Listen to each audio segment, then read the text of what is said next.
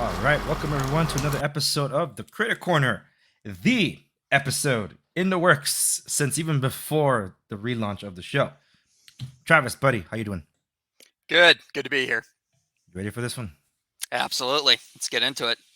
I know we put off so many things. It's like we rehearse this thing every time we meet up, but there's just no camera or a We've microphone. pre-gamed for this for about 6 months. At least. Oh man, and because of that, we got a little bit in the background here. We got Elia Goldenthal and crew providing some background ambience. So I am gonna be co-pilot on this one. You're taking point. So from here, I got nothing. It's all you. Okay. Well, lucky for you, being a rookie podcaster here, I made some notes and drew myself a roadmap for our discussion here. So I thought just to be clear, this is gonna be less than 4 hours long, right? Well, you're editing it, so I'll go as long as you feel comfortable. You know, if you want to spend all week trying to trim this down to podcast length, I will let you, because you know how we go. If we just start talking, this won't end. So, all right. So I'll be the guardrails. Go for it. Okay. So first of all, I think I just wanted to kick off talking about the status of the movie. It came out in 1995. Was a modest hit when it came out, made I think about $70 million, which this is back in 1995 when $70 million was still $70 million before 100. You know, you have to remember, this is a different time. We're hitting $100 million was a big deal. So it was a modest success. It made its money back, but it wasn't a blockbuster hit or anything like that. Yeah. And it was interesting in prep for this podcast. I did look back at some older reviews of the movie from when it first came out, and it was well reviewed, but it wasn't overly critically evaluated. It wasn't. Certainly, I don't think it received any Oscar nominations. It didn't appear on many top 10 lists for 1995, and it's interesting to see what has happened in the intervening 27 years since the movie came out, that it's kind of now in a place where I think most people regard it as possibly one of the best movies of the 90s, one of the absolute best movies of the genre, and it's thought of more highly by the art crowd, I would say, than when it came out. And I think one of the big problems was when it came out, and we've talked about this before, was that it was classified as an action movie. And for a lot of people, that immediately set the bar of how well it could be thought of. It's an action movie with big name actors, which could not possibly be further from the truth. It has incredible action in it, but it is most definitely at its heart a drama movie. And I apologize if you hear some noise in the background. They're unfortunately picking up the garbage at the worst possible time, but at life in the city. But I forgot what I was saying there. But when it was classified as a drama, and I chimed in. Yeah, it was classified crime drama. Yeah, and what's interesting is when I've seen, I also in prep for this, I went and I looked for people's reactions to the movie on YouTube. People who were watching it for the first time. And one of the things I noticed in looking at the reactions was how many people were surprised at how much of a drama it was. Like there were a number of comments of, my gosh, it's almost like the robberies in the background. This is more like about an interrelated character story arc type movie. And I remember it surprised people because I think you put the name, if you don't know anything about it, you just see Robert De Niro, Al Pacino, Val Kilmer, you have a name like Heat. And I think people are just kind of thinking it's going to be kind of an action crime drama about going from bank robbery to bank robbery, and Al Pacino's just trying to catch him. And it really catches people off guard how much the movie spends developing its characters and setting it up to interlace those story arcs in a way that pays off in the end. It's a 3-hour movie, which should tip people off that it's not just going to be a sort of run-of-the-mill kind of action crime drama, but it was, like I said, it is interesting to see how it's thought of now compared to when it came out. I looked at some of the original criticisms, and let's see if you agree with this here. There's a number of people, even ones that reviewed it well, said that it was too long. That was one of the big criticisms when it came out, even from people who gave it 3 or 3.5 stars, and most of them said they pointed to the scene, the big shootout from the bank heist, and they said, you're barely 2 hours into the movie. 2 hours in, yes. And you still have an entire another hour after this. That feels like that should have been the climax. That should have been building towards the end of the movie. And I can only think of it that they were looking at it through the lens of how do you structure an action movie? Like, how would you structure Die Hard? And if you're looking at it through that lens, then I think they're correct. But oh no, please go ahead. Well, I'll interject with 2 sample films, and that one you just mentioned, Die Hard. Die Hard is very much a 2-character film. So they took the time they needed to just flesh out those characters and have the protagonist and antagonist kind of clash with each other. There it is. But like the criticism being like it should have ended in the climatic moment there of the gun battle. And I think I should mention I don't know how many minutes we're into this thing. Just like Heat, anybody that watches the opening scene of Heat and realizes there's no dialogue for about 7 to 10 minutes should know this is not your typical action movie. It's not that kind of movie. So spoilers to be sure, folks. This is your 26, 27 year spoiler warning for you. Yes. If you have somehow avoided watching Heat, especially for perhaps if you're a little bit younger, and a movie from 1995 is what you would call an old movie. You know what you're missing. I guess I'm not. I'm at the age. Someone says 1995. I go, oh, so it's a newer film that came out. So, yes. Some of those critics at the time were still some of the greats that we revered until the early 2000s, and the internet came along, and everybody was a critic. But those were the ones that basically movies depended on their word to drive people to fill in theater seats. There was no other way to see it yet. There was no aftermarket, even though Spaceballs kind of showed us that you can still pirate a movie while it's still being made. Or anybody knows that reference. Yeah. We're still making the movie. Well, if you know, you know. If you know, you know. Yeah, but one of the main criticisms and let me know if it's coming in too loud, by the way. One of the main criticisms of any movie, any film done about Wyatt Earp and the OK Corral was that the movies ended with the climax being the OK Corral shootout, because that's what everybody knows. Tombstone said, we're going to keep going with the story. It doesn't end there. They went for another hour because there was just so much more that happened that it puts the story in the historical context, regardless of how much of it is embellished for the Earp's sake and how much it hurts the Clanson's sake or whatever. But the point is that they kept going with the story to at least finish that story. In the case here, because people looked at it through that lens too, I imagine, because I think Tombstone and Heat were removed about 2 or 3 years in between Very them. close together. Yeah. Heat, anybody that sat through this for 2 hours already would know, dude, there isn't any action yet. If anything, like a scene or two, everything is a suspense thriller up until that point. Well, unless we're counting the opening scene, which was a very, very slow, methodical build to something awesome. There's 2 set pieces in the movie. There's some additional action throughout the movie. But I'd say there's two set pieces. One of them at the beginning when they knock down the armored truck, and then obviously the big bank heist shootout, which is the clear centerpiece of the movie. And then there's action interspersed through moments throughout it, but there aren't really any further big action. Like I said, this is not Die Hard, but at the time they kind of built it that way, which I think is a little unfortunate. And like I said, they really kind of misled people. Like I said, and it is funny to look at people's reactions to going, "Wow, it's such a character story. Where's the bank robbery?"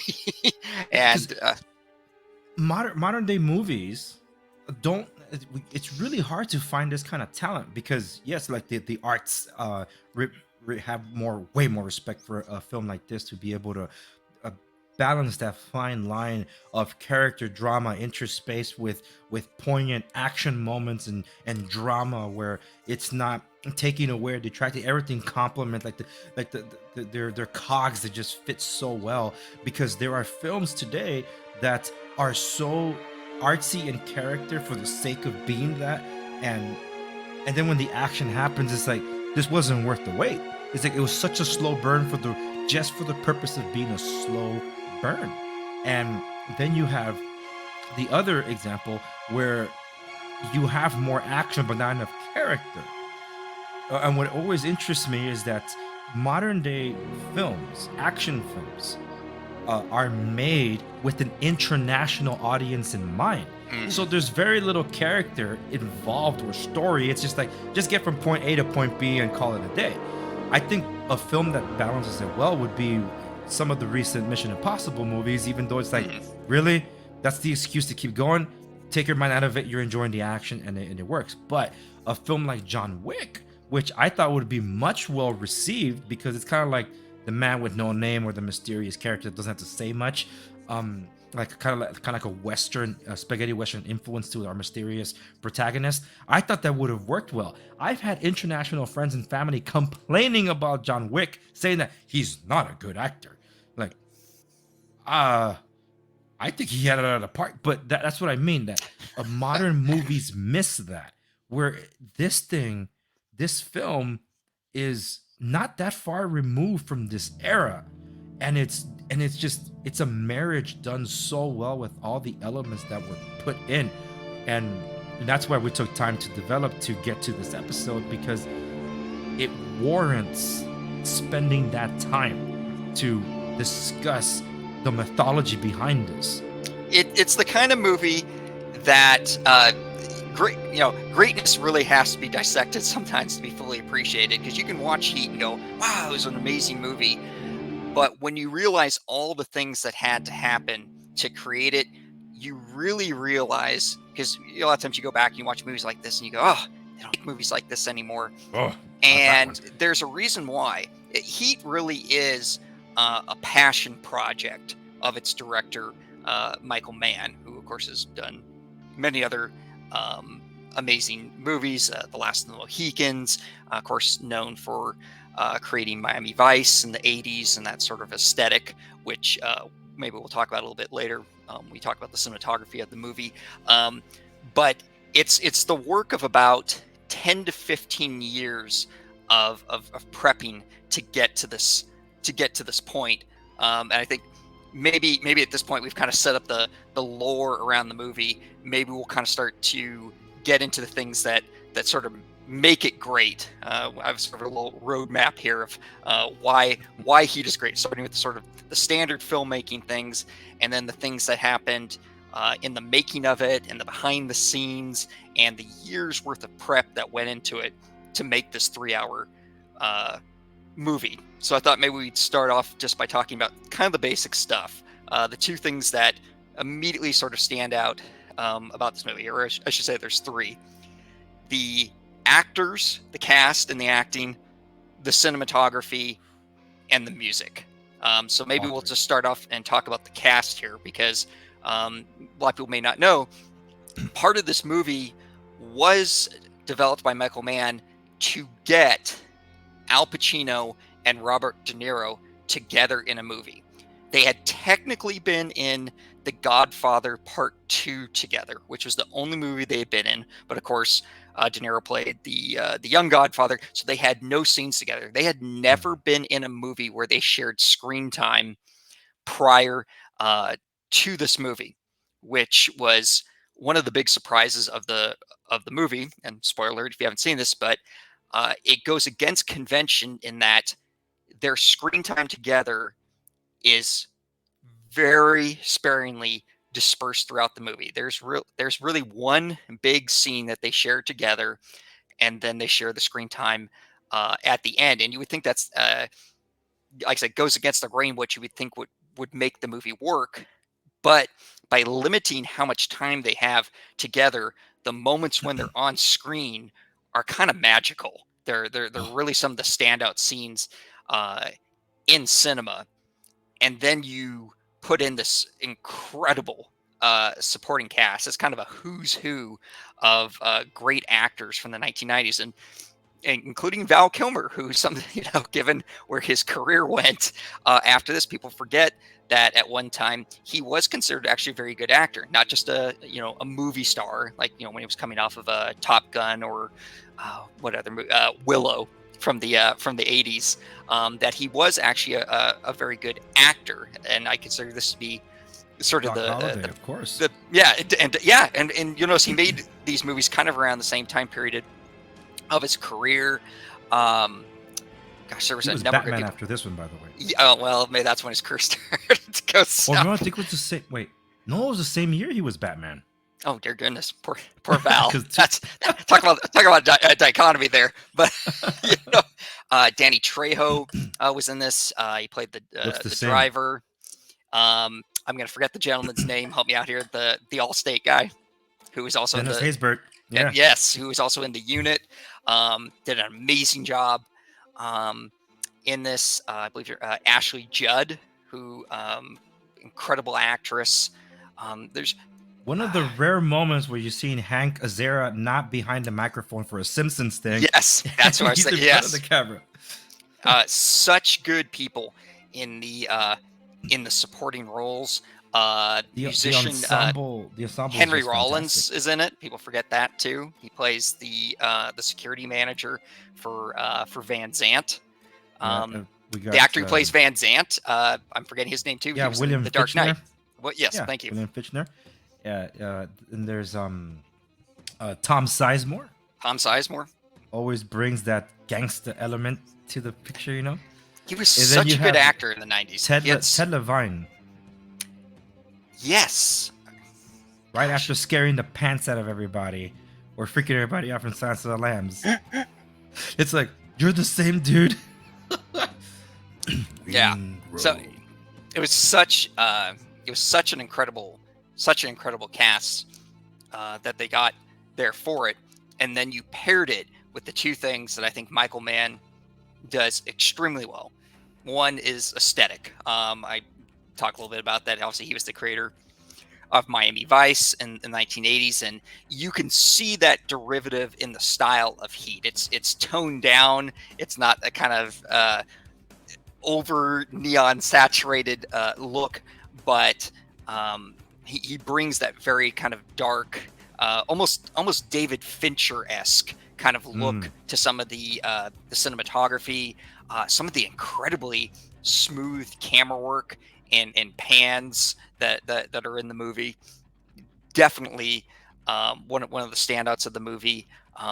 In some ways tied to the cinematography, and I don't know, maybe you want to talk a little bit about this because you're sort of knowledgeable, are the locations that they used. Yes. In the movie, because Los Angeles, one of the things that makes Heat great, that makes it more than greater than the sum of its parts, is the fact that in addition to the story, the setting is a character too. Yes. The fact that it's set in Los Angeles is not happenstance. It's not like, well, it's a crime movie. We need to be in a major city, and well, it was too expensive to shoot in New York, so we shot in Los Angeles. Los Angeles is integral to the story. And when you watch the movie unfold, you feel like you've been all over Los Angeles, which was purposely part of what Michael wanted. He wanted to shoot it in a way that it didn't feel like every movie you've seen that takes place in LA. He wanted this, and you mentioned the no-name character when you were talking about John Wick. Funny enough is that one of the influences of the movie was that they viewed it as not that much different from a Western. And when you look at some of the rural locations that they used in the movie, they wanted to create that feel that you were in this labyrinth of LA. You're in the city, you're in the nightclubs, and you were out where I think it's the scene where he goes to work the informant. It's yes. Where they used to do like I think dog fighting or something out there, or cockfighting or something like that. And just all the different locations, and you really felt like you were in this labyrinth of LA, because he wanted that to be a central character to set up the sort of one of the major themes of the movie of isolation, the difficulty of connecting from other people, sort of the dispersion of being lost in this kind of major metropolis, so to speak. And I know that you're a little more personally familiar with some of the locations if you want to talk about that movie a little. I think that is what I have my connection with this movie the most, because as an Angelino, born and raised, and knowing that the opening scene, like, hey, my church is like right around the corner, and I know that Toyota's the dealership. Well, the used car dealership became Toyota Central. Well, I always saw the commercials in Spanish, Toyota Central or Central Toyota, because on Central Avenue, it just to see the dynamics of how much it's changed over the years. It's amazing. It takes me all the way back. LA is not what it used to be, unfortunately, but it's like everything that I guess some people would praise the Batman movie for is what Heat did to a T. Because one of the, and I don't want to commingle, but there's a lot of similarities with both movies, besides the fact same production company or same studio, Warner Brothers, same length, 2 hours and 45 minutes.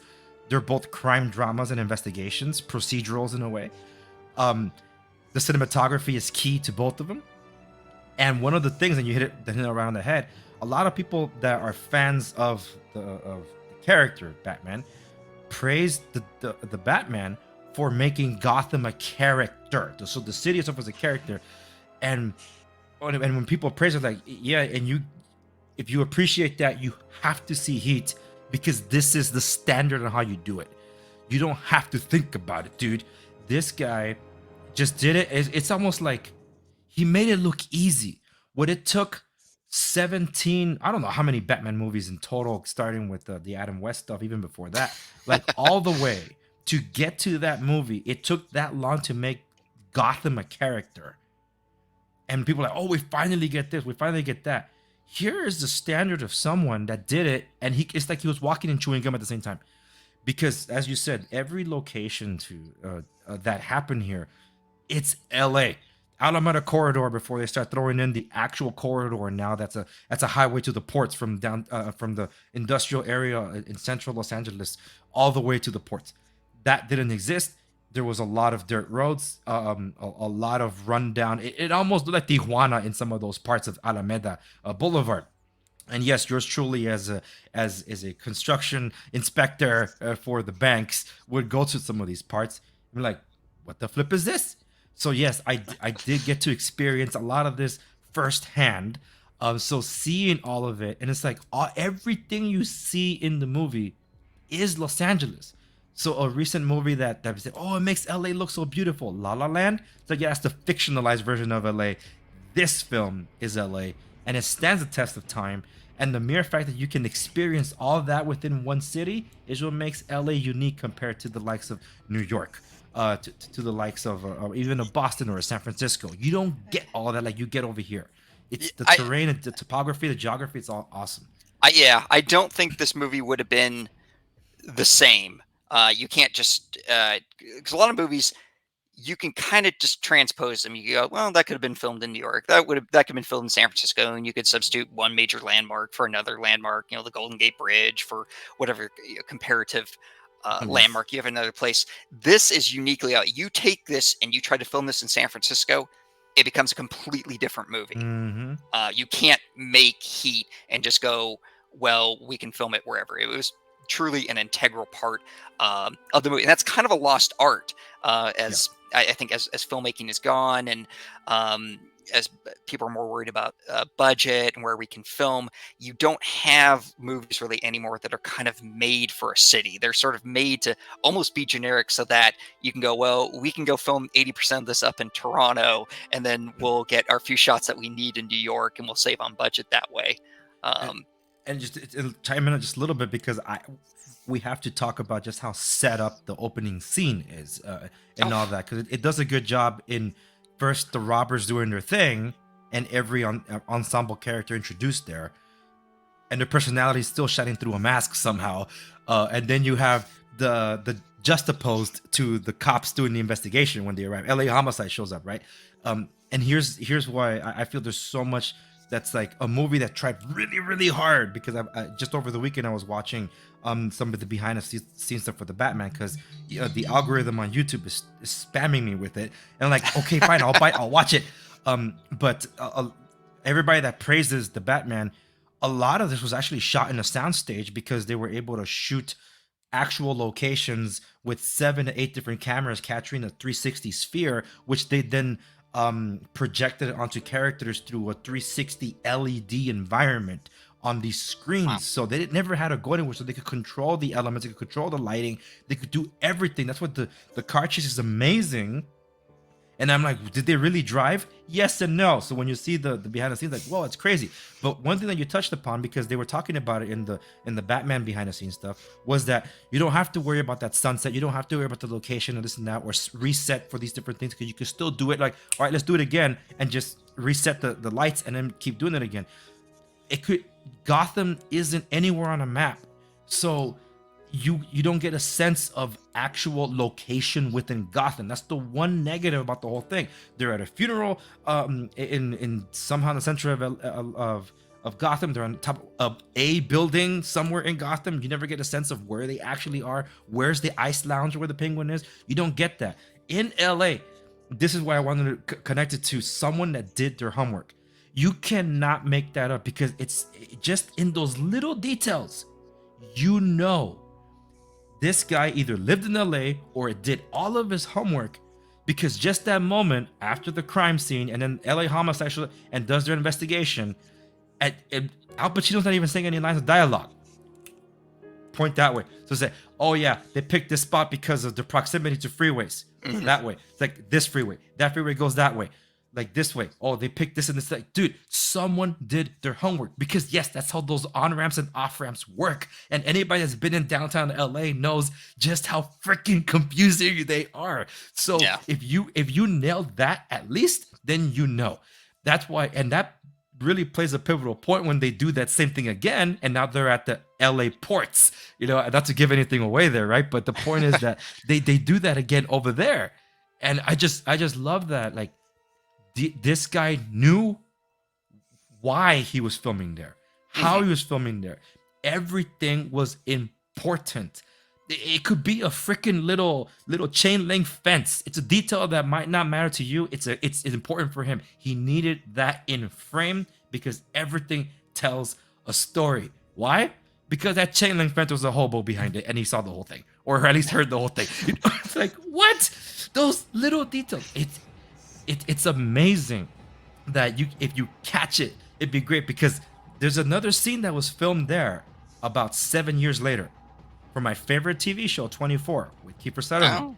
They filmed a scene right there, the same place where the big rig is stationed to go ram the armored vehicle. So they shot it right there, and then Jack Bauer answers the phone, and this is the heat of traffic. Okay, so it's rush hour. It's Jack, and it's like, yeah, we're gonna get them over here. This place, it's off Florence and I forget what other perpendicular street he had to go to. He's like, all right, I'll be there in 5 minutes. Anybody that's been there knows that's a 20-minute drive without traffic. But Jack Bauer was gonna be there in 5 minutes, and the show was in real time. So it's like, it took me out of the experience. We're all laughing. It's like, that's impossible. If he can do it, I want to know how he did it in 5 minutes, because I've driven that over and over again. That's never, ever happened.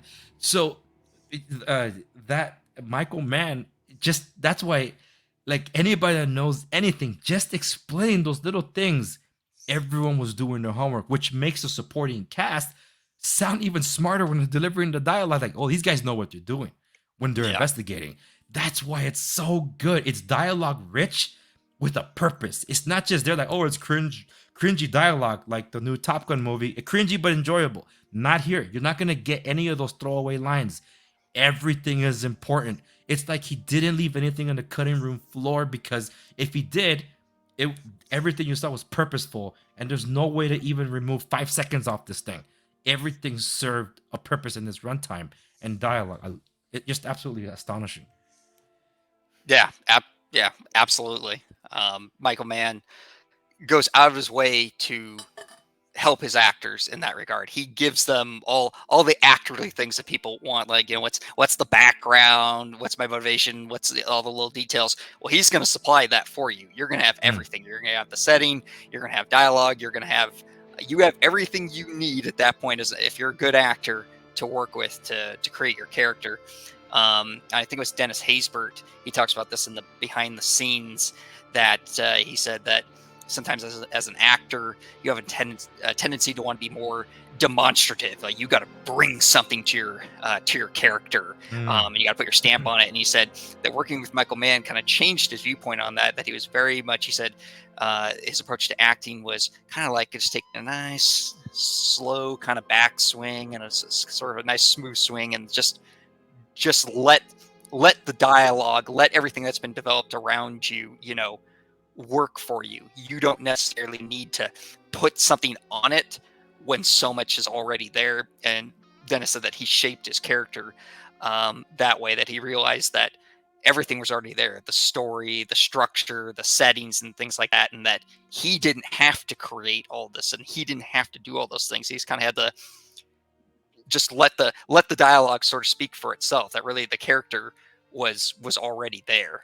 And you see that in a lot of the performances, I feel, in the movie, outside of maybe Al Pacino, who does an Al Pacino movie, and even that was done with intention.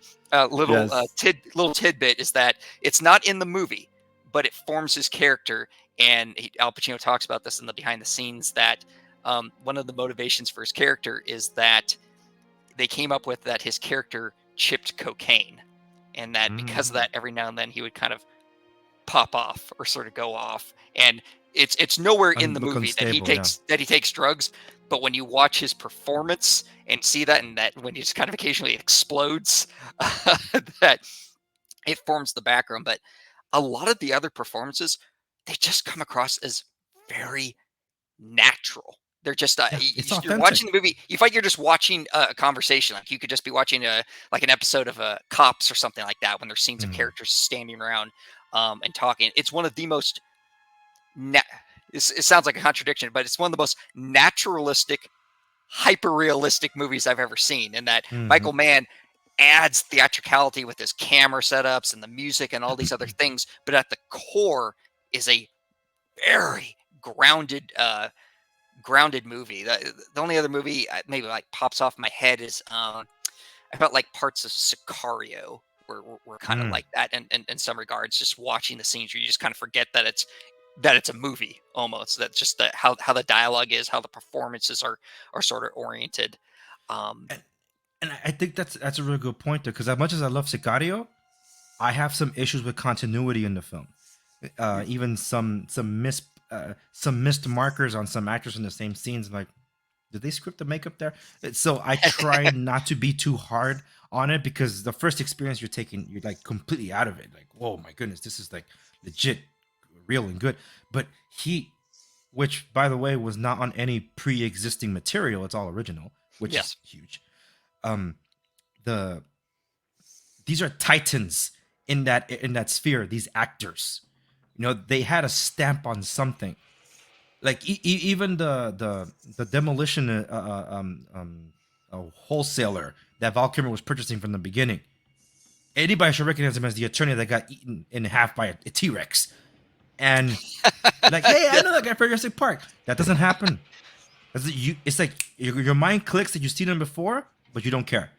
It's like you don't have any time for that. The movie's not letting you recognize these faces from previous existing properties. You're just lost in it. It's like, oh, it's just Robert De Niro coming down an escalator.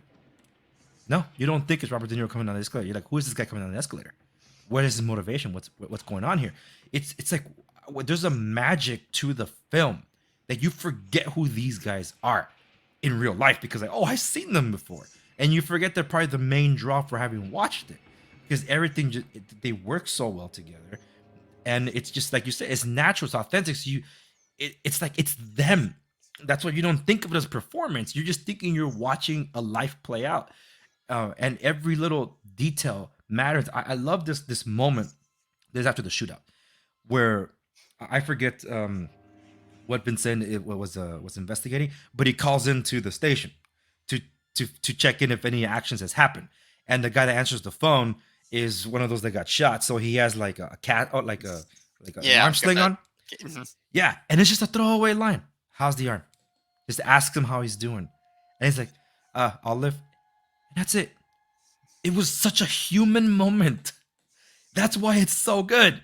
It's like, why you didn't need to throw in that line of dialogue, but that line of dialogue makes it human. It's so good. It's like they're all connected. This is a real life drama that's playing out before your eyes. It's it's just so it's so methodical and well thought out that it's some of these details. It's like it just goes over your head because you're not looking for it. But if it wasn't there, you'll notice it when they add it in. Yes, for Yeah. sure. Um, Kind of going along with then the look and the cinematography and the locations. I think the final element, sort of major film element, which I know might be your favorite here, is of course the music and the score for the movie, composed by Elliot Goldenthal, but obviously including uh, a number of different pieces that were selected by Michael Mann. But before maybe we talk about those, the score by Elliot Goldenthal is it's one of my favorite scores. I have the soundtrack on vinyl. Play it many Nice. times. Um, Hmm. so many iconic pieces, and you would think once again it's one of those you would think it wouldn't work because the score is so eclectic that you would think it would make the movie more too frenetic, Mm. and somehow it matches every scene to a T. It has both a haunting quality to it and a sort of avant-garde quality to it as well at various places. He uses there's strings used in it. Um, I know that one of the things he experimented with was using multiple guitars. There's a couple pieces of the score that have a kind of very haunting quality to it, and I know that Elliot used, I think it was maybe as many as like 6 or 7 guitars going at the same time, and it has this sort of layered effect to it that it produces these almost ghostly kind of background sounds that are used at key moments um, in the movie. I know you and I are both huge fans of the percussion piece used for the prior to the shootout scene for the bank heist, Yeah. Force um, which is one of the best one of the best scores that I think I've ever heard matching a scene. It's so simple, and yet it creates such a tension for that bank scene, particularly as they're walking out to the car. That was another thing that I Hmm. saw watching some of the people's reactions to the movie for the first time, is that they all talked about it's taking them forever to get to the car. How are they still not at the car yet? And how he elongates that moment of all of them walking to the car and the percussive piece, and it's just driving, and it's building up the tension, and then it breaks that tension of the it has that moment where it goes it's driving, and it goes and it kind of like lets out for a second, and you get like this breather before it starts up again. It's an amazing piece of music. Yeah, and it creates atmosphere. It doesn't underscore or accentuate any action moment. The action's the action. He lets it breathe. Like the moment you're talking about. As soon as the score is over, the guns or the music, it's just firing up, and the sound design is off the charts. Oh, That's so good. The sound editing and the sound design here is just it's on point. It's as it should be. But in talking to Elliot Golden, I can't tell you how many times I heard this soundtrack. Just like you can't even count it either. And I still can't tell you if there's a main theme to it. Because it's like it's all even in the opening song, which is over 8 minutes long, it's so drawn out. It's just an atmosphere, but you know it's heat. I love his steel cello lament. mm, I he just loves playing around with a lot of different instrumentation. So sometimes he'll overcompensate for one thing, but is there's a purpose to it. I love how he used the Kronos quartet here. because Yes. it's just Yes. so freaking good. I think this was like the thing that helped cement Chronos Quartet, because thereafter a lot of people wanted in their music to use the Chronos Quartet for score, but he's able to either make something so big after out of so small, or go so big to overcompensate. Like his score for the movie, the 2001 computer animated film, Final Fantasy: The Spirit Within, he used 16 French horns, man. It was an absolute shrill ride. But there's a method to his madness, and it works. By the way, that's one of my top 10 favorite of all time, because he creates the atmosphere. Without his music, it wouldn't work. Same thing here. I recently had to make room in my top 10 all time soundtracks because I had to accept the fact I could not stop listening to this thing. This is one of those that was a mainstay on my playlist, and the only, I guess you could say, compilation album that I have anywhere, because I never ever considered pop music or anything like non-score related to be considered part of my soundtrack. You cannot hear the score to Heat without MichaelMann's picks for it, because they all belong together. Normally, that would detract. Like, when you're picking another genius at picking music would be Quentin Tarantino, who until Yes. The Hateful Eight, he didn't use original score. He finally got Ennio Morricone and him to finally work, but he would use Ennio Morricone's classical or popular songs from way back when to create a compilation album. So that was literally a soundtrack. It wasn't a score, but he would put it together, and he would put it for his music, like for his film. That would be considered the original score. Never liked that. Never cared. This, however, wasn't like that at all. Where it's you could tell you're listening to Ennio Morricone than a pop song or whatever, or a '70s reference, whatever. Over here, like right now, I pull this up on YouTube. I looked at the track list. I'm like, we're missing a lot of songs here, Yes. because it's like it's not playing the pop stuff. So when I have the full score, which is like a 3 hour listening, because the full version of every single song, it's like, well, yeah, because you need it. It's part of it. It's all a character in of it itself. It complements itself so well. Like Force Maker, the percussion piece is not even here on this selection because Elliot Goldenthal didn't do it. Someone else did. But if whoever's none the wiser wouldn't know that. Yes. That's how interweaved it is into this. The Everything here, like you've been pointing out, is a character and plays an integral part as cogs to this machine that Michael Mann put together. And you can't just take the elements out of it and not expect the other parts to come with it. Oh, and can you imagine? Can you imagine hearing the end of the movie without God moving over the face of the You waters? can't. No, that's the only way. You know, and it's such an unusual pick too, that he used Moby for that, and he used a cover. I don't think it's even on the soundtrack we're listening to. A cover of New Dawn Fades that he did, and he uses it for the scene where Al Pacino's on the freeway and he's driving to stop Robert De Niro prior to the first time that they meet up, and it's kind of an odd choice, but it works. Same with God moving over the face of the waters, and they're the kind of musical selections of someone who has been planning the movie for a long time and already knows what they want in that moment. They're not trying to just map music onto a scene. They already know how the entire piece of the movie fits together. They know where the scene fits within the collection of scenes throughout the movie. Mm. Because you could have gone in a totally different direction.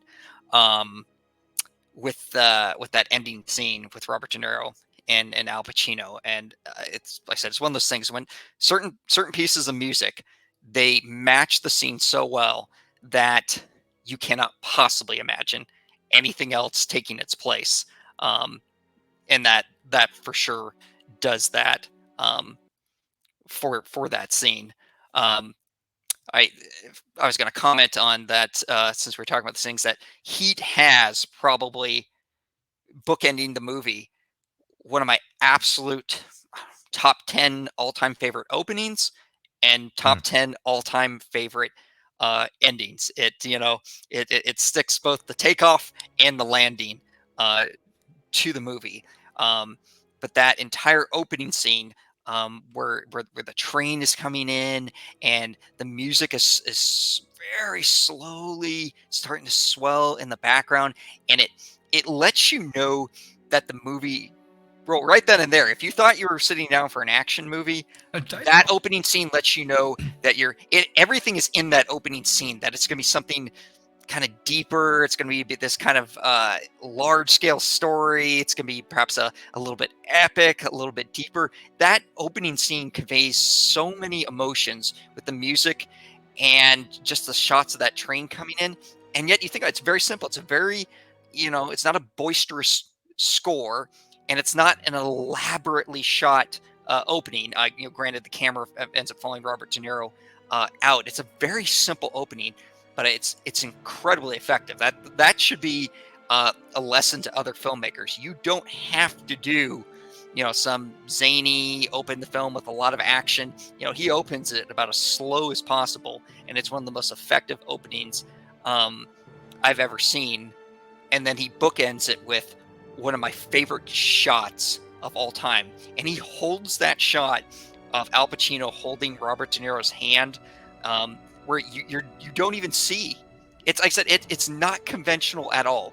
Most instincts for directors is you've got to drive the emotion, so you have to show facial reactions. You've got to be on the. I feel like most directors would have ended that scene on Al Pacino's face, but he doesn't do that. He takes that.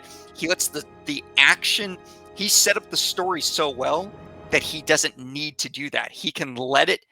And he uses that medium shot instead. You see Robert De Niro, he slowly slumps away, and he just lets that image of Al Pacino just kind of looking into the distance. He's not even looking at Robert De Niro's character, and just holding his hand and looking out, and the music, and it says so much by doing so little. The more I thought about it, I can't see too many other directors shooting it that way. I felt like most of them would have wanted to go for, I said, some kind of a close-up on Al Pacino, or spend more time on the Robert De Niro character dying. Once again, it's kind of like the acting itself. It feels kind of effortless. It doesn't feel like it's not like but it's not like a Steven Spielberg movie. It doesn't feel like it's really trying to tell you what to do with the camera, and it is incredibly effective because of that. That's a director that knows his material. I feel that some directors, they shoot things in different ways because they don't trust the material. They don't trust what the effect is going to have, and they go, we better have a shot in there of showing the audience that, and they don't trust the effect of what the image paired with the sound is going to do, and they end up adding too much, and it has emotion to it when they do that, but it doesn't have the lasting emotion that something simple like that last iconic shot of Heat has. Do you think, because it sounds like Michael Mann had creative control over this project, do you think that movie could be made today? I think he would have to go lower budget. Well, by a major studio. It wouldn't. This would be made on, well, actually not anymore, but there was a short time period where maybe he would have gone to Netflix and said, hey, I'm Michael Mann. I really want to make this personal project that I've been thinking about for 10 years. And I've got these really good actors, and they might have given him a budget enough to do this. This is not a safe movie, I feel, for today. There's way too much character development. Even though the action is good, it doesn't spend enough time on it. By modern days, even at the time it came out, but by modern day standards, it demands too much of the audience. There's lots of going back and forth with the characters. You have to keep track of what is going on. There's a lot of subtleties in the movie. The last third of the movie ties together thematic elements that I feel lead a lot of people, because at that point they're kind of done with the movie because they've seen the shootout, and that was kind of the end of the movie for them. I think it's a tough sell, even with that cast. If you said, "Hey," and I should say this, that unlike Pacquiao versus Mayweather, they got Robert De Niro and Al Pacino at one of the last points that they could have gotten them to make this movie, that the age that they were at, where they were at in their careers, they were still big stars. They were still, I would say, going through the last of their prime, so to speak, in the mid 90s, and that they caught them right at that point to be able to do something like this. So could you make this today? Yes, you could do it. Say, I've got 2 big name actors and I want to do this thing. Yes. Could you make Heat like this? I don't think so. I think a first test screening, after audience started complaining that there were too many characters, I didn't understand, why did it drag on for so long? I think Heat ends up being maybe 2 hours and a quarter at the most. I think they just tear that thing out. They probably take out a lot of the sub elements, like with the daughter, and the Dennis Haysbert character almost certainly disappears in that movie, for sure, because that's one of those that you have to really be paying attention, because it's one of those goes, why am I watching this guy and why do they keep cutting to them? Since we're talking about it, it's a very risky type of filmmaking, and I already mentioned this once, but I almost wonder if Heat was an inspiration for it. Sicario does the same thing, where you have a character that does not appear to be tied to the main narrative of the story, and you keep cutting back to them, and it's to set up a secondary element in the movie, or a secondary theme that you want to tie in at the end. And it's a very risky thing, because first of all, audiences are trained to kind of follow the narrative of the character, and you keep cutting to something that you don't understand yet how it's going to fit in. You can lose interest real quickly. It can take you out of the movie if you're not enjoying it. It's a risky style of filmmaking, and all of it so that ultimately the character can die at a pivotal point. If you don't pull that off, the downfall is pretty steep, because you spent enough time that you've had to cut away from the main action several times, and if people don't like it, that's one of those things. Well, that was stupid. Yeah, we kept getting to that guy, and then he died.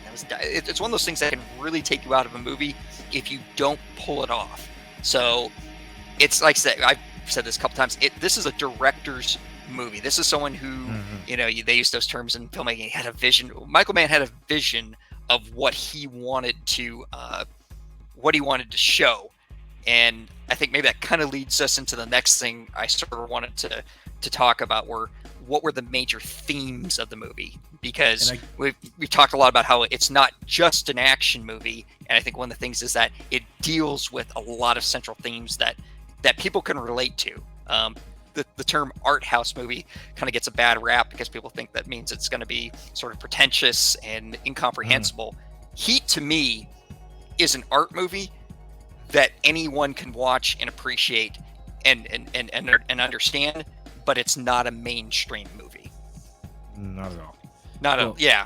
And before touching on those elements, just to wrap up the aesthetics, because there is something for why I keep bringing up anything related to Batman, not just because everything I have around me is Batman, but because The Dark Knight and even the Batman, in watching it, I felt a lot of Heat influence on these films. And even though it wasn't directly mentioned, in the opening bank heist scene to The Dark Knight, where these clowns are robbing a bank, that whole sequence, I'm like, I've seen this before. Holy snubs! This is Heat. This is the bank heist scene, and there was a throwaway mention to that. An actor that was not credited in the entire film is William Finchner. Yes, who is the bank manager of the opening scene of the bank robbery heist. So 2 connections: the bank robbery and the actor connected to Heat. That's why some reviewers were even mentioning that it's one of the best bank heist scenes since Heat. I'm like, yeah, but I think Heat still beats it by a mile. It's like, I don't care the Joker's in it, but it still had a poignant impact for the reveal of the Joker. But still, it's like it had a huge influence. And in that film, you do get a larger Gotham, but and you get a sense of space and feel for where things are because it's a film in Chicago, but you do not get the city as a character. So now juxtapose that to the to the Batman, which many people are stating is as good as the Dark Knight, which nope, far from it. What angers me about the Batman is that it could have serviced better as a miniseries. It should not have been a film. It is too damn long. It's the same runtime as Heat though, but the movie is so long, and Gotham, as much as I love, is a very central key character to this whole place. That the cinematography is gorgeous, the art direction is important to this. You do not know where things are. Just like the third act, where the movie should have ended, but it didn't. It went on for like another 40 minutes. What's we'll complain about Heat is a proper complaint for the Batman. See how these are kind of parallel to each other? The big thing is, wait a minute, since when the hell are there seawalls in Gotham? No, it was never mentioned in the entire film. But suddenly it's like, oh, the seawalls have been breached. The what? All of a sudden it turned into Blade Runner. Yeah, it's like it came out of nowhere. It's like there was never any mention. We never saw a map of Gotham until it was needed for the plot. Like 5 seconds before the plot needed it, they show a map of Gotham. Then it happens, never getting a sense of feel or direction to to Gotham itself.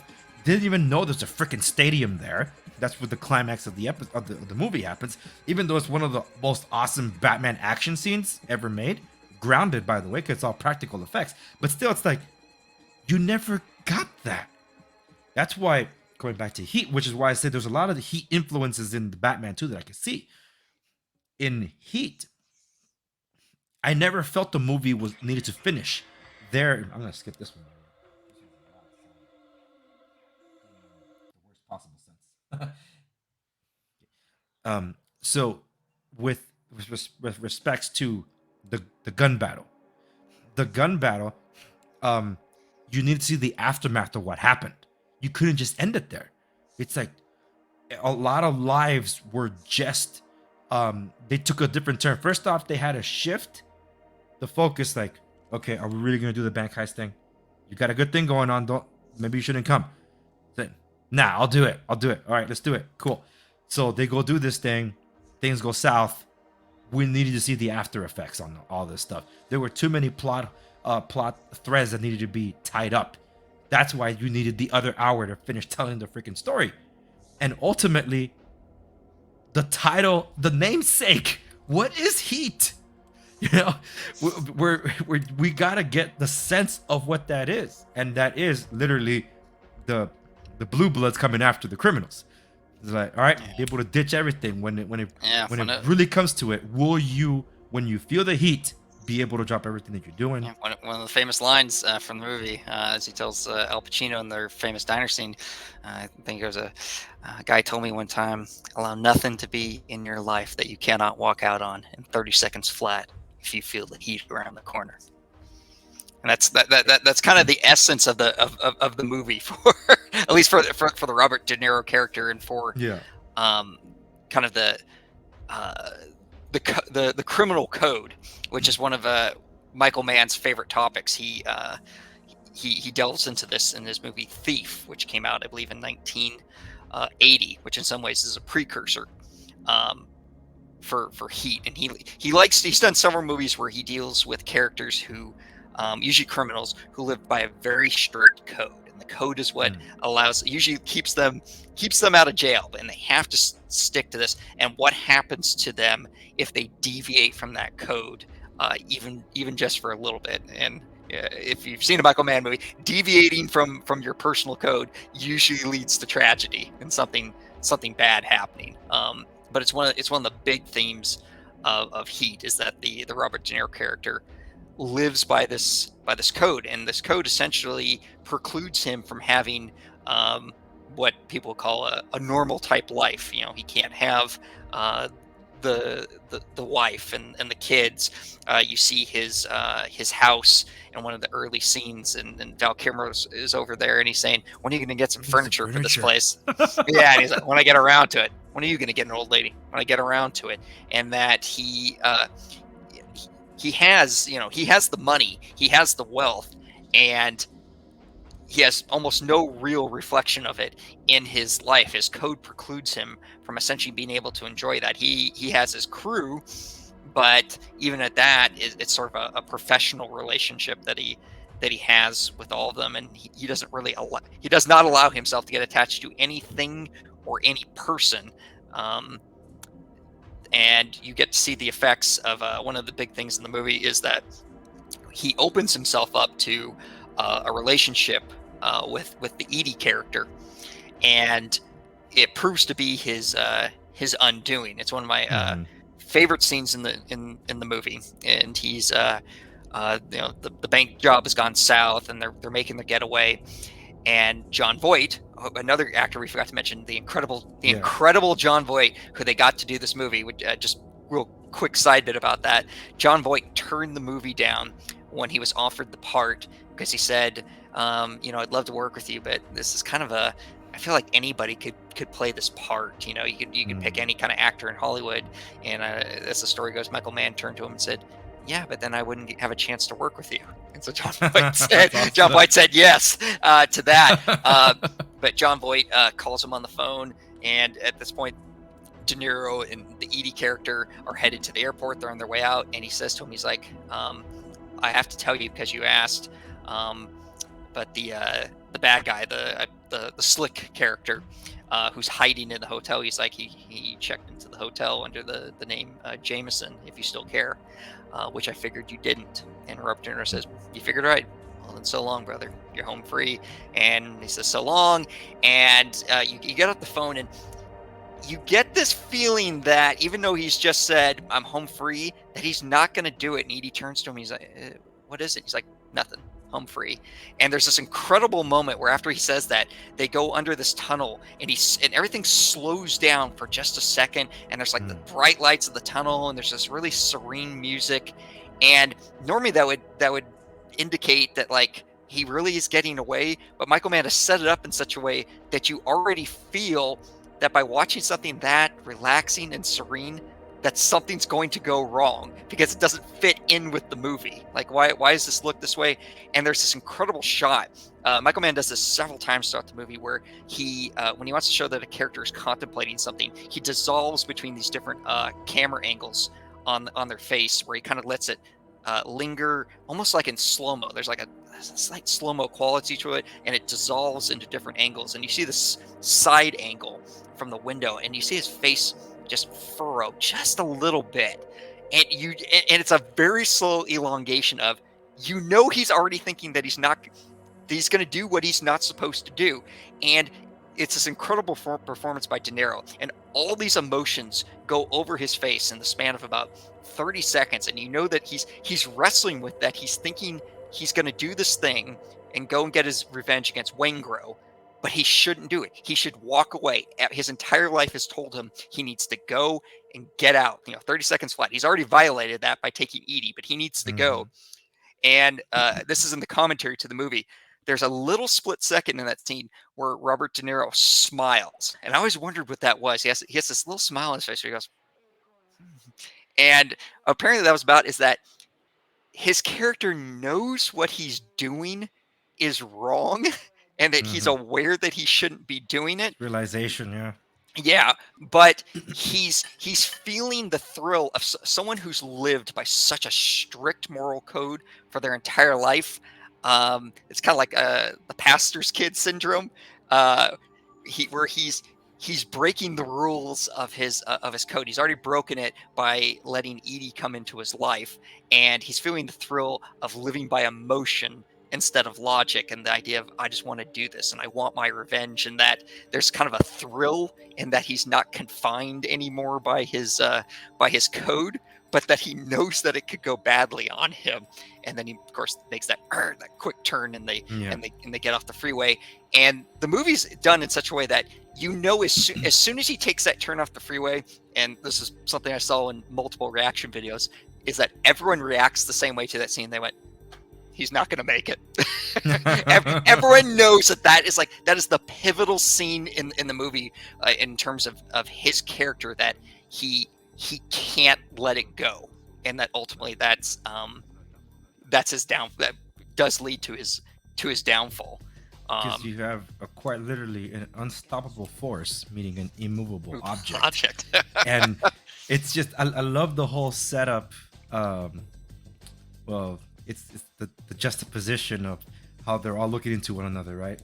And when the LAPD is surveilling them getting out of the restaurant, who's the loner? He's like, oh, I'm getting information about him, whatever. But then later, because they were duped, and I don't want to say how. I don't want to spoil everything for everybody. But when the LAPD is made out, and John Voight's character is going over it with Robert De Niro, and it's like 3 marriages, serve I don't know how many tours. I think it was Marine Corps or whatever. Yeah, This is not the kind of heat that you want. Yeah, he's like, yeah, I think he says something like, yeah, he blew away some heavy crews in Chicago, and he's listening to the guy's resume. He's like, Vice Sergeant says Hannah likes you. Look how sharp this guy is to do this. Look how sharp he is to do that. And Robert De Niro laughs. He's like, hey, funny as a heart attack, man. 3 marriages. What do you think that means? He likes staying at home. He's one of those guys all night, prowling, dedicated, with this much heat. And this guy, you should pass. Yeah. And I feel like that's the start of the De Niro character turning away from his code. That logic makes sense, but instead he goes, it's worth the stretch.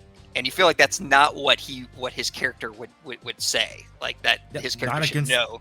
Not against that. No, it's like, yeah. Huh.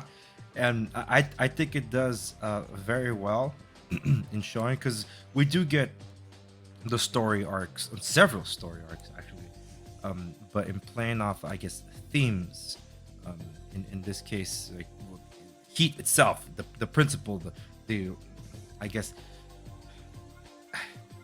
what is it, like an honorable thief? I don't even know how to label that. It's like, is there really honor among thieves? But it's there kind of is, breaking the code. Because you sort of see that through the Al Pacino character, in his admiration for Robert De Niro, even though he knows who Robert De Niro really is. You go to the diner scene and they've had that back and forth, and you see the admiration.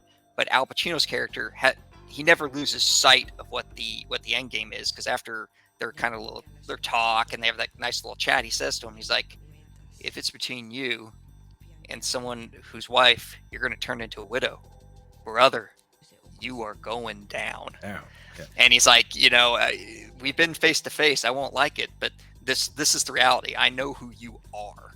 Despite the fact that in my vocation, I can appreciate in a weird way, your expertise in being able to evade me in this, in this game of cat and mouse. But I know what you really are. And I think that is already said, because the whole thing about oh my goodness, his name's blanking out on me. So what's Robert De Niro's character's name? I'm gonna regret not even remembering his name. Macaulay, yeah. It speaks volumes during the armed robbery truck scene, because they got angry at Waingro for offing one of the security guards. Yes. So then the whole point is like, this guy died execution style. Then they shot these other guys. You got the one, figured. Yeah. Why not the rest? Yeah. Why hesitate? Why leave a living witness? And it's very almost. I think MichaelMann talks about this in some of the background stuff. He says, he went, one of the big points of the movie is of course exploring the dichotomy of the cop and the criminal, and that in a strange way they're kind of two sides of one another. That the cop, in some ways, as one of the technical advisors to the film, the cop says, he's like, you almost have to have the soul of a criminal to be able to understand what they're doing, to be good at your job, to catch it. And that there is kind of a weird connection. Obviously, one of the big pieces of the movie is exploring that that the Robert De Niro character and the Al Pacino character are in some ways two sides of one another. And it's not just admiration, it's sort of understanding that, like, if Al Pacino, that if he hadn't been a cop, he might have been a criminal.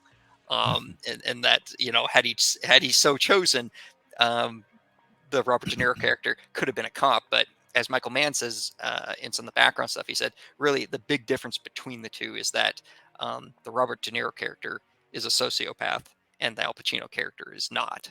In that Robert De Niro cares about Edie, he cares about his men, but he doesn't necessarily care about your Edie. Al Pacino cares about your Edie, and that's where that line is. It's not that he's a total, because Robert De Niro's humanity comes out in the film very clearly, but there's still a clear difference with him. He has no problem if you get in his way. That's part of it. And, you will not, as he says to him, you will not get in my way. We've been face to face, yeah, but I will not hesitate, not for a second. Perhaps we'll never see each other again. It's such a good scene. But yes, that's the driving force of the movie. Is really, that's what interested Michael Mann to make this movie. Many years ago, he became interested in this. He befriended a number of police officers and cops, and he became kind of fascinated with this idea of the cop and the criminal, and them being sort of two sides of one another. And the movie Heat is actually loosely based on a true story of a thief in Chicago. There's a quote unquote a real Neil McCauley, and who was a well-known thief there. And basically, there was a crew of cops there who were staking him out, and that they knew that he was taking down scores out there. And the scene in the diner is based on apparently a real experience in which basically the police officer who was sort of in charge of kind of going after the real Neil McCauley basically pulled him aside, and they basically had like some kind of a talk over coffee or something like that. And he's like, look, you're working Chicago, I'm here to take you down. And that they kind of had a scene similar to that in which he kind of expressed his admiration for him, that he was very good at his job. He's like, if you keep working here, I'm going to be the one that's going to have to take, that's going to put you away. And apparently the real Neil McCauley basically told them that he's like, well, I can't stop. This is my job. And that's kind of in the movie Heat, is that it's not about the money for the characters. And you see this in the Tom Sizemore character. The scene where it's after they find out that the police are on them, and they're trying to decide, hey, do we take the bank or do we split? 30 seconds from now, we're gone on our separate ways. And Tom Sizemore character asks Robert De Niro what he should do, and Robert De Niro tells him, he's like, you got a wife and kids, and I would cut loose of this if I were you. And Tom Sizemore turns back to him and says, for me, the action is the juice. I'm in. And that it shows that it's not really about the money. It's just what they do. It's what they're addicted to. It's what they want to do. Tom Sizemore talks about that he did interviews with some prisoners who were put away for similar type stuff and prep for the movie, and that he asked them, and he said, well, because a couple of them had gotten busted, got out, and then got busted again. And he'd say, well, why did you continue to do it? And he said that one of the guys looked at him and said, well, it was my job. And it was basically that they that's what their life was about. It wasn't necessarily about the money. It's like, why do you wake up in the morning? What is your purpose in life? Well, I'm a thief. That's what I do. I can't just stop. It's not just about risk versus reward. This is who I am. You can't tell me to just stop doing this. And that there's an addiction to the process in it. But I think that was kind of big. So you have the dichotomy, you have kind of the addiction element to it, which you also see in the Al Pacino character, who is also addicted to the process, which you see in his failing marriage. It's a subtle thing, but it's a great scene. It's after he's at the hospital and he's taking his daughter into surgery, and he's talking with his wife if they can ever make their marriage work. And he basically tells him, he's like, it's like you told me, it's all I am is what I'm going after. And she basically gives him clearance to walk away. She's like, go away if you have to. No, I'll stay. No, it's okay. I'm okay. And he's reluctant to leave. But as soon as she gives him permission to leave, it purposely cuts to a shot of him running down the stairs, because he's gotten a pager that he knows that Neil McCauley is on the run. And it shows that as much as he cares about his family, and he cares about his wife, and he cares about his daughter, and that part of him wants to be a really good husband, that's where his heart is at. That as soon as he's given permission to, well, if you need to leave, he's gone. He's back. That's where he's at. That's his life. His life is, Tom Sizemore says, kind of that phrase about, the action is the juice. Well, for the Al Pacino character, it's the same thing. He's addicted to that process of hunting down the criminals, going through everything to get them. and then and nailing them, and he can't let that go, even if it means his wife, his family, if everything else has to go to the wayside in his life, he can't let that go.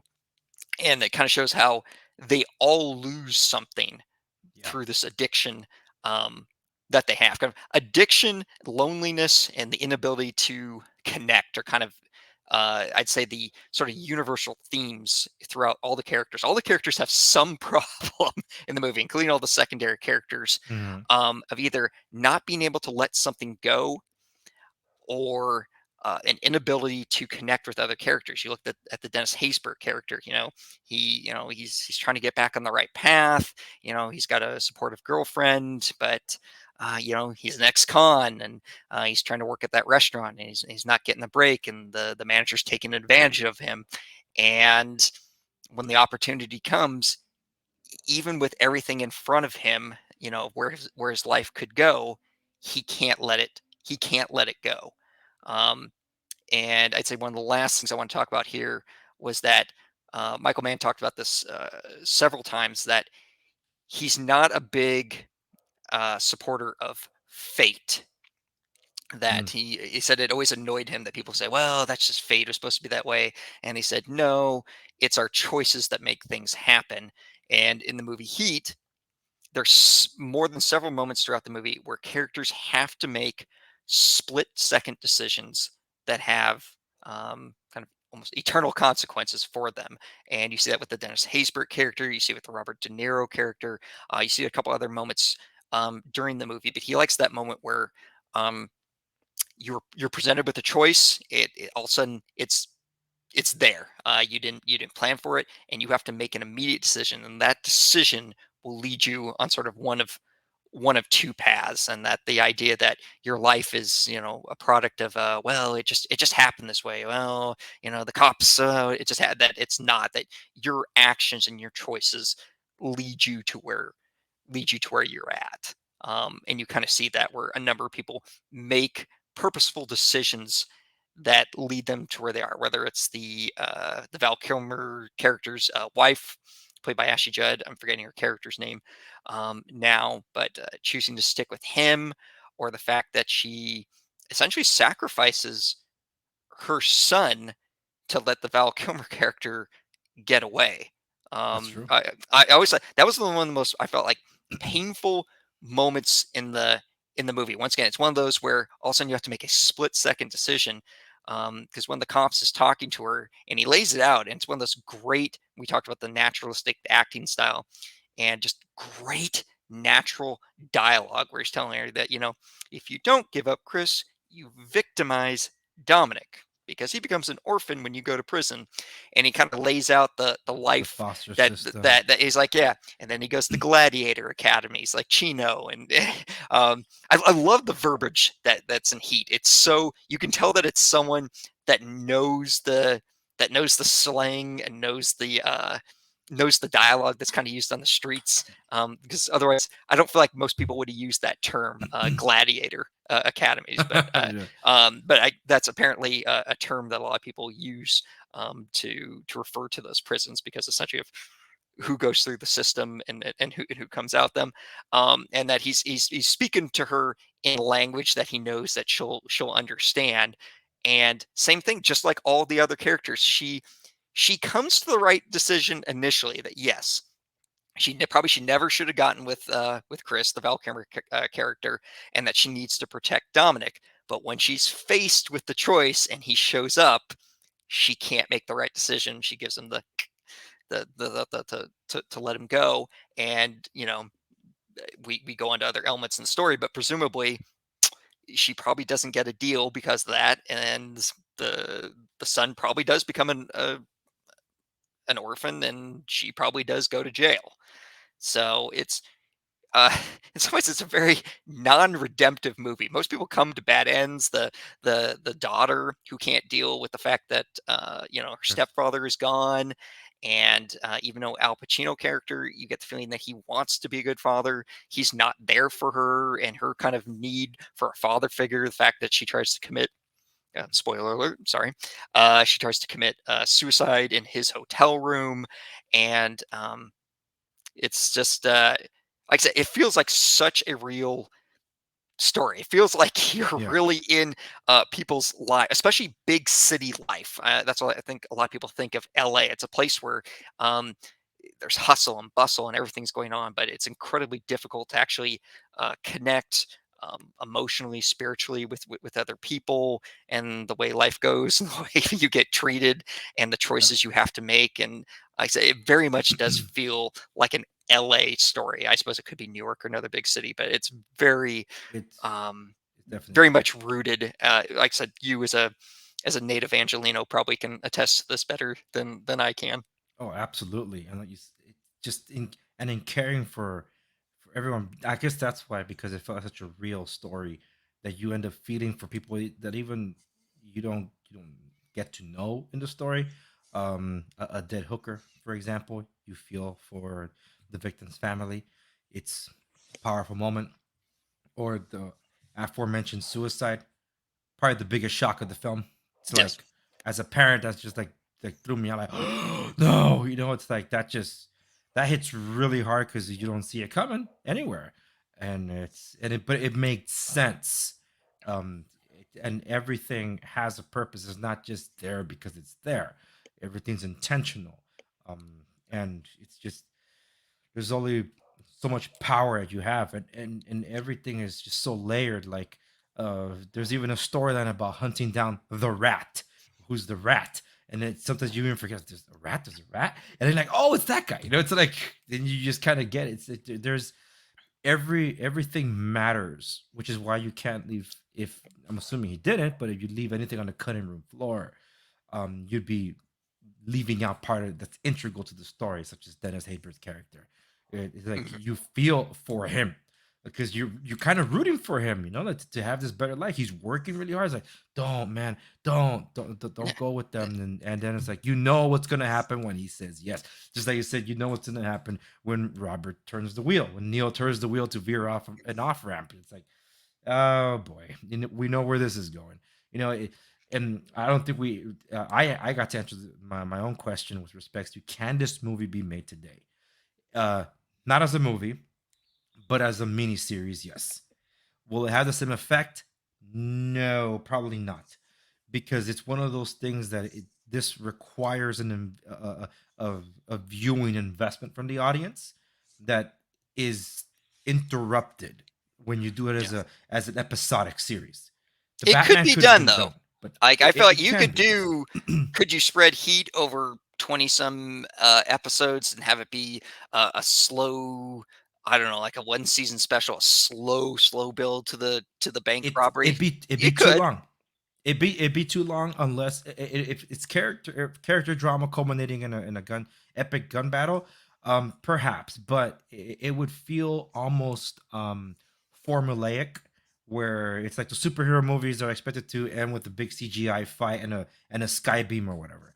But this wasn't contingent on the action.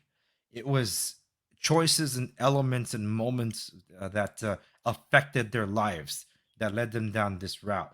And it's like, this is the life you choose, the life you lead, and this is where you end up. Um, when you're put up against someone that's met your match and that's willing to go toe to toe, round for round with you, like, whatever you're throwing at me, I'm gonna throw just as much or more.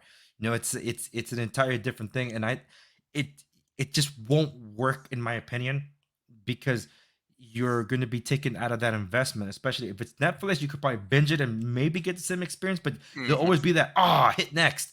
No, that's different, because you Yeah. still get taken away. Over here, the only one that could take you out of the experience is you hitting pause and having to go to the restroom, or saying it's too late, I'll pick it up next time.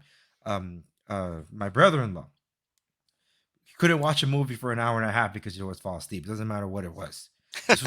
So this was like two movies in one for him, and he like watched it all through, and he asked me, "Can we watch it again?"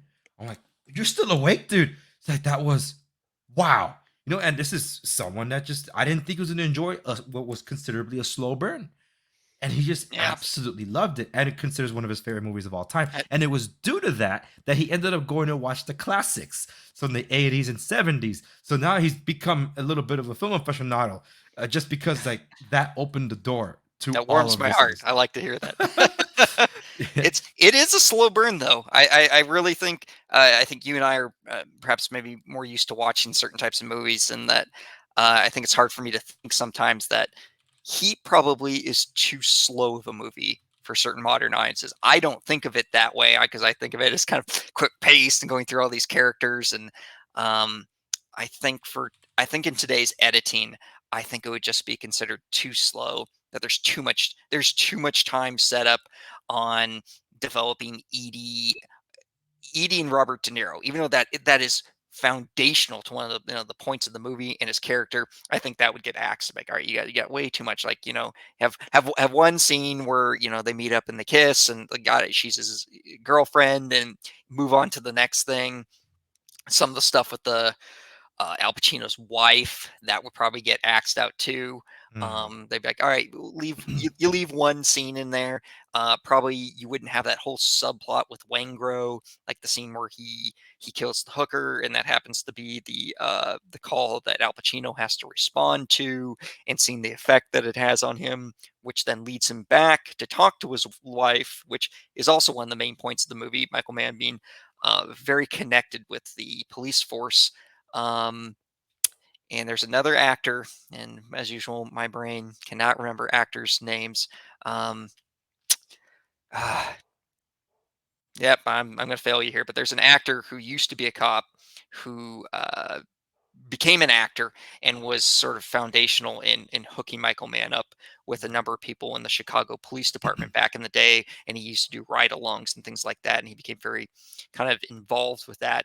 And a lot of that culminated in the scene where Al Pacino is talking to his wife about, she's saying, I didn't know I was going to be excluded, from what goes on. Because he tells her, he's like, don't ask me what happened. And he says something very key to her. He's like, I have to hold on to my angst. It keeps me sharp on the edge where I have to be. And that's kind of like one of the driving things is we talk about, a scene that explains somebody, is that in some ways that has to be the Al Pacino character. Is that kind of like the Robert De Niro character?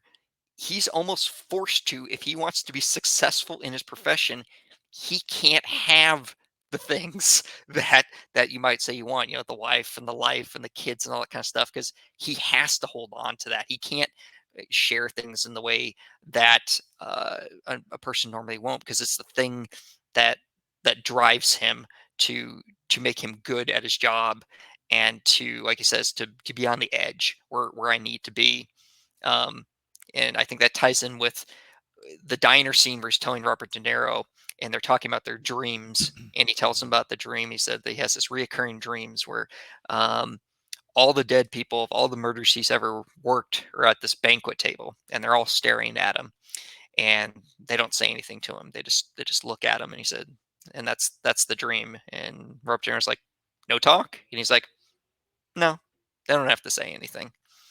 And you kind of get the feeling that that's kind of his personal turmoil, whether he's having that dream or not. That every day he's seen all the people of all the murders, and they're all looking at him saying, we're waiting on you uh, to give us justice, and to Yeah.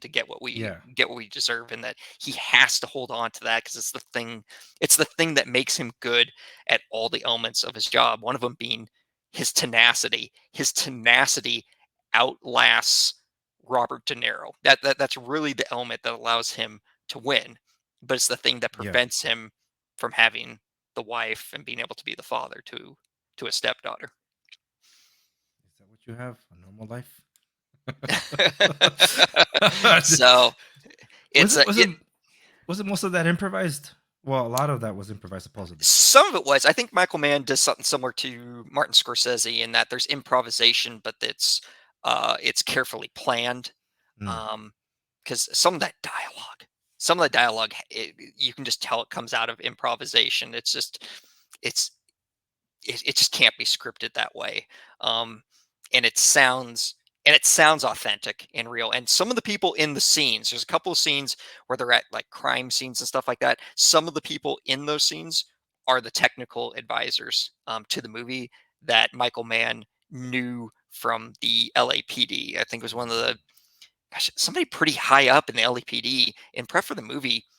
Um, the guy's in some of the background stuff on the documentary and some of the background things on Heat that he said Michael Mann was on so many ride-alongs with him that he finally gave him a gun because he considered him basically like a partner, that they responded to so many calls that he gave him a Wow. weapon because they were responding to different things. And I think maybe with that, I would kind of transition to uh, one of the last big things I wanted to talk about was the prep for the movie. And that being one of them is that Michael Mann's been fascinated by this topic for a long, long time. Like I said, he's known many people in both the Chicago and the LAPD. He's done many ride-alongs. Many of the people that he knows were either technical advisors or actually in scenes in the movie in both Thief and Heat. He even did a prep film before Heat. I think it was 1989. If you really want to look, you can go on YouTube.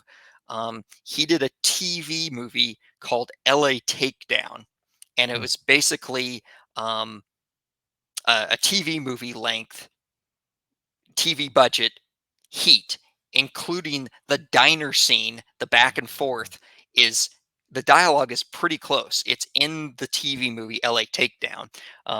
I've never watched it from beginning to end. I don't know if it's actually good or not, but he said it was just really a way to play around with the material. So whereas some people might do like say like a test film, Michael Mann went out and did an entire TV movie based on the same material just so that he could play around with it and start to prep for it. So by the time he did Heat, he had already done Thief, which he also did a lot of research for, and he had done a lot of work with the LAPD. And like I said, was on very friendly terms with some of them, including he knew, like I said, he knew different people in both Chicago PD and LAPD who wanted to be actors and were kind of willing to wanted to get out and were more than willing to kind of assist him with some of the stuff. Um, so the amount, like I said, the amount of knowledge that he had, just head knowledge about this kind of stuff was incredible, and he used those contacts to train his actors. Now, I feel like some context is necessary because today people expect actors to do a lot. You know, you look at something like John Wick, and you expect that Keanu Reeves has done jujitsu and firearms training, and that you can film it that way. Back in the early '90s, it wasn't necessarily expected to do that level of preparation for a movie. And Michael Mann put his actors through some very rigorous training. Through his contacts, he had ex-British SAS come in to train the Robert De Niro crew with live rounds, and he basically had them out on a range, basic kind of stuff. As an ex-military person, they got to do stuff that I would be envious of. There some of what their prep work it remains in some of the back behind the scenes documentary stuff. I saw what they got to do. I was like, I didn't get to do that. I didn't even get to do that when I was in. Um, and they were incredible shots. There's some footage of Robert De Niro out on the range where he's like moving from place to place and having to knock down these little targets. He's hitting some shots with this is live rounds. He's hitting some shots with a pistol that would be, not saying he's going to like win a competition, but he would do very well in the military making making those shots. There's guys that would probably not make some of the shots that he was making. And Michael Mann was a very big believer in that. The more you train your actors offset, the more they'll naturally bring to it when they show up uh, on set. So it's not just so that you can get better shots with it, it's that he wants them to feel like they can actually do the things that they're going to do. So they did real bank heist kind of prep work. They had their advisors go with them and basically say, pretend like they were casing a bank, and we want you to go in and not appear on any of the security cameras and stuff like that. So I guess the actors went around, they went to different banks and pretended like they were trying to get loan information and stuff like that. And they were given tasks to come back with certain information, and so they were given like little missions. They were out there doing live fire training, and you can see it pay off. One, there's the famous shot, of course, where Val Kilmer is in the middle of the shootout scene, and the camera stays on him, and he's firing in two different directions, and he goes to reload,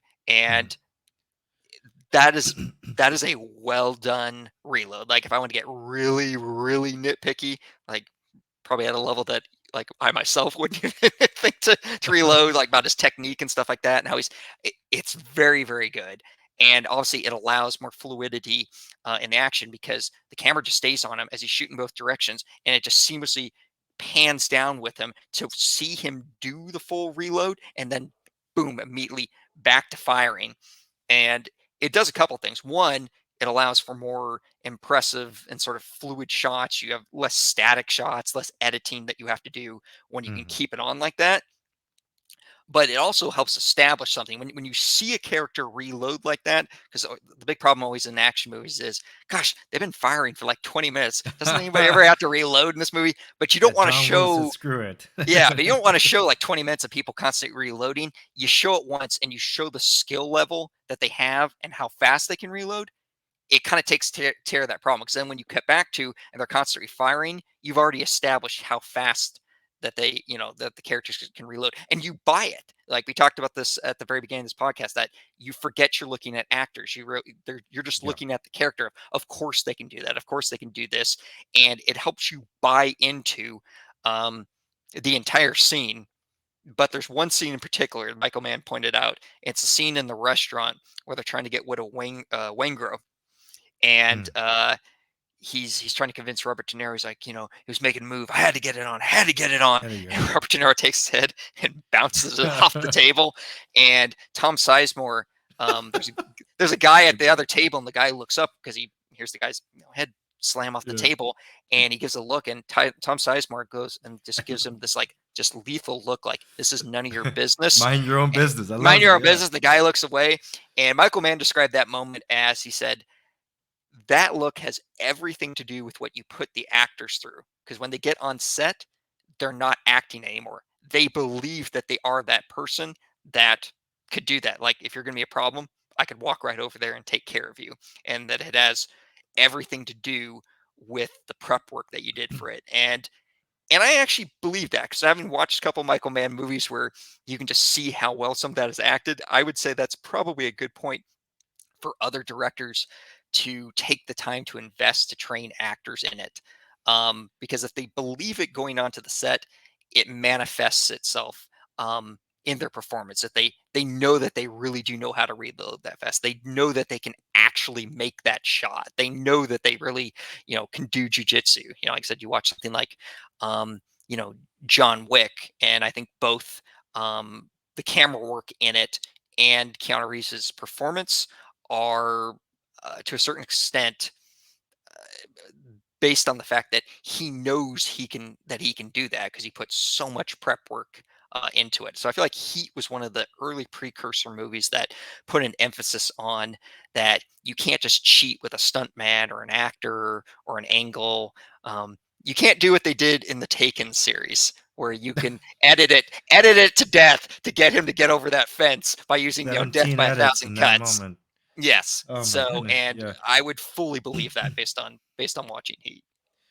That's why I wanted you to take point on this, because you know a lot about behind the scenes stuff. This is kind of like the movie that bonds us in a way, and I must like seeing just how meticulous, methodical, how many test films he's basically done, and I can only imagine how many sleepless nights he spent on the script, just getting it, primed and ready for finally getting that moment out, to shoot this thing, this passion project for years. Maybe you've seen some of this insight. Why? What made him so fascinated with this world? Did he ever mention anything of that? There's something that did, and I'm gonna forget because he had this fascination, like I said, prior to making the movie Thief. And it was either that he knew police officers. I think he knew some police officers. I think that it might have started that he met with police officers because there were ones that were trying to break into the business, and he ended up meeting with them that way, and his fascination with it started then, just kind of the world that they have to live in, and then, like I said, the whole dichotomy of that the criminal is in some ways is the other half of the cop, and that the two of them kind of make one person, because some of the technical advisors on the behind the scenes talk about his fascination in it. So it's not just coming from Michael Mann. They're like, yes, he's been talking about this fascination for like many years, and that he would ask them many questions. Um, and he really went to some extreme lengths. I realized remembered another thing, that in prep for the movie, he had his LAPD friends stage some fake interrogations with the actors as well, because he wanted Wow. them to know like what that felt like, and he had them both do it and then be a part of it. And like I said, some of it is stuff that does not even directly correlate to a scene in the movie, but it's stuff that he simply wanted them to go through to understand that world. And like I Reference said, points. like I said, he went on many ride-alongs with one of his technical Wow. advisor, and you can just kind of hear it in the way that Michael Mann talks when he's describing it. He, when someone's excited, they kind of get that almost like the kind of boyish quality. Like he's sort of, talking like an adult, and then he starts talking about his ride-alongs, like, and we're going on a ride-along. Maybe it was a robbery or a homicide or something like that, and I'd have to get my gun, and it's kind of like almost like boyish excitement comes out of him a little bit, and you can just tell that for whatever reason, he was fascinated with all the small details of that world, and not just being a cop. He was very interested in the entirety of it. So like the prison system, how that worked, what happens to wives when their husbands go to prison. You could see in the interviews that he was very attentive to the language that they use. We talked about the term like gladiator academies.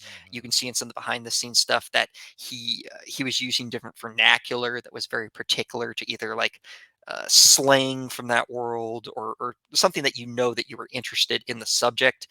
And it's the attention to detail. It's his fascination with the details that ultimately sell, I think, the movie Heat, because many of the scenes in the movie, the non-action scenes, we talk about the scene where he's just talking to his wife or stuff with the kids, most of it comes from something real. There's a basis for it. There's a story he knows, or something that one of the LAPD people told him. There's one of the interviews he did with the prisons. There's one of the, kind of fake interrogations. It all came from something that has a basis in reality, which is something that you realize is missing in a lot of movies. And there's a number of movies I see that are, say, military or police related, and it's good enough. You can kind of get by, but I can tell it's someone who, they had a technical advisor on set, so like some of the technical stuff is, it's correct, it's not wrong, but it sounds like a movie person created the scene and said, "Oh, hey, make sure this doesn't sound wrong,"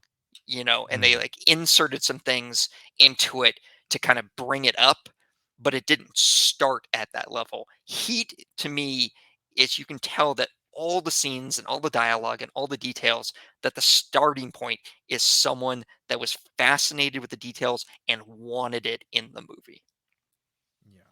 No, that's a good way to put it, and also a good way to also wrap this one, because we can always go on and on and on and always talk about some other aspects of things.